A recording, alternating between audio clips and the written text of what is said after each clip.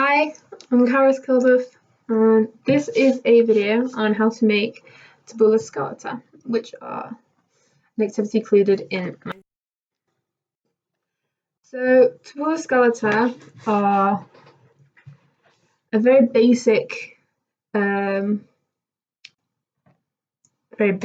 sort of model of what we know as lenticular prints. So you probably know these, you see them in shops, and they kind of move, if you like.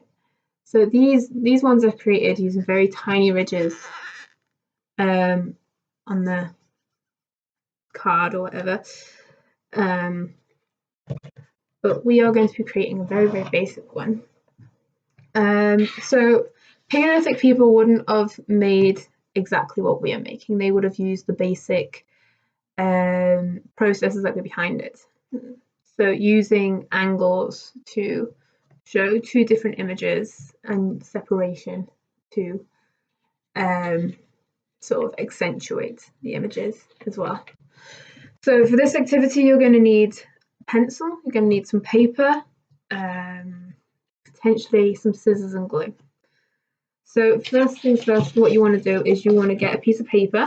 You can make this any size you want. I'm simply doing this A5 because it's easier right now.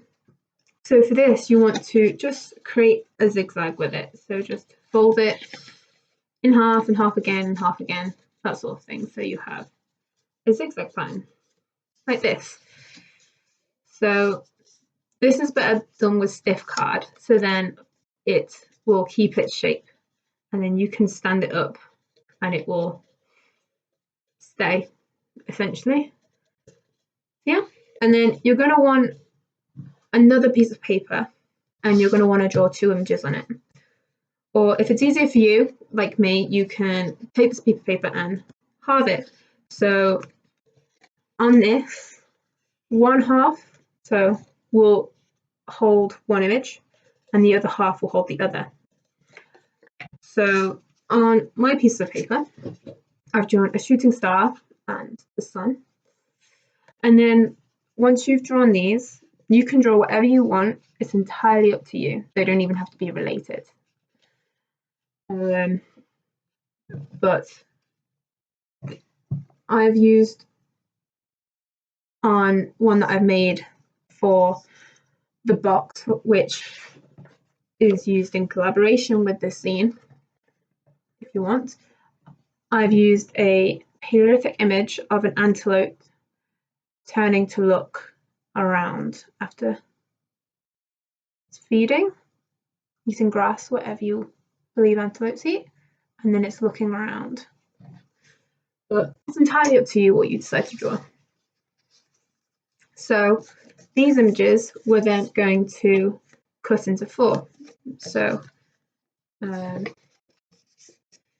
fold it in half. If you want, you can do a zigzag pattern again, and then you're going to want to rip along those seams like this. Be very careful. You might be best off using scissors, but it's entirely up to you. Well, don't put yourselves in danger, guys. But yeah, the most important thing in this is that you make sure that they are all the same size. Well, width, if you like.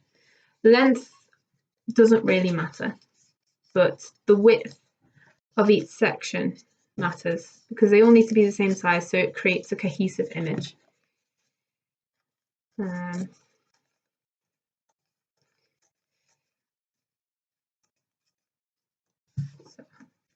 you're going to want to remember the pattern that they go in, so then when you stick them down, you're not trying to figure out how to arrange them.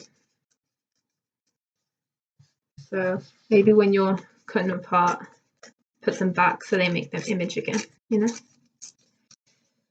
So now you have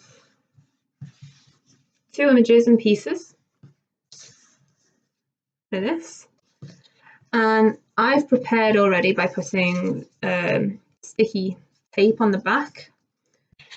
But what you're going to want to do with this is you're going to want to So if you want, you can just put that one and then the other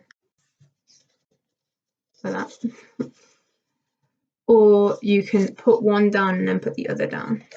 I'm going to do the second, simply because that's a bit easier for me.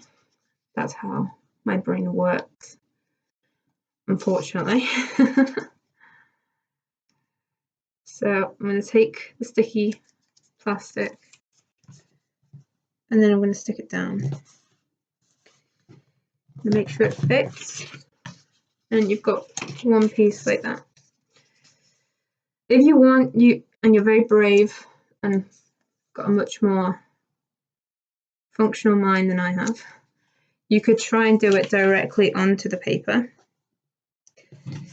So you would draw your image in quarters or however many sections you end up having.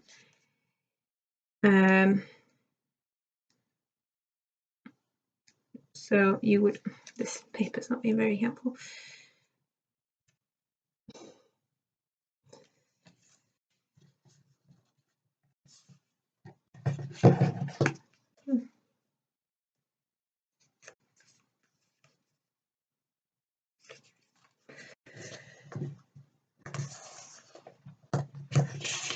So you would draw one image onto 4 pieces like that, and then you draw the image on like that. But I'm not,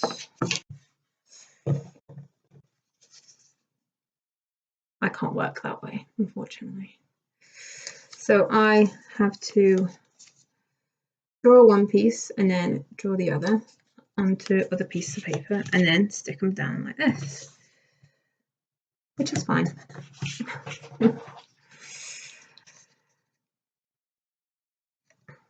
I mean, if you want, you can include color, you can even make a collage and put that on.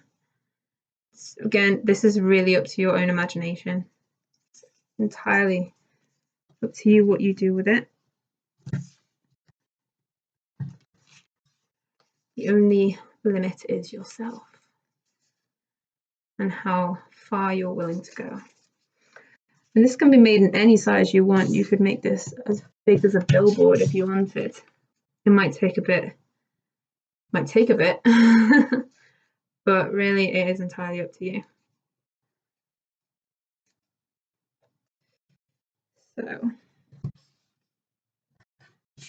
now we have all the sections stuck down. It looks a bit mad. But if you refold it, you've got a little, then you let it out. So really what you want is you want each bit to be at a sort of right angle, but paper's not, is very pliant, so it will move as it wishes. But basically want something like this, and then when you turn it one way, you see one image. You turn it the other way, you see the other. And that is how you create a Tabula Scalata. Your brilliance with paper is it's very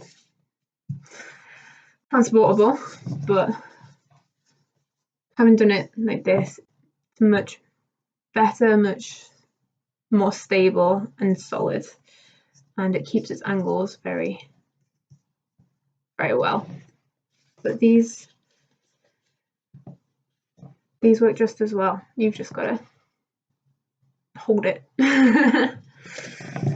But I hope you enjoyed the activity. Please have fun making some cave art. Thank you.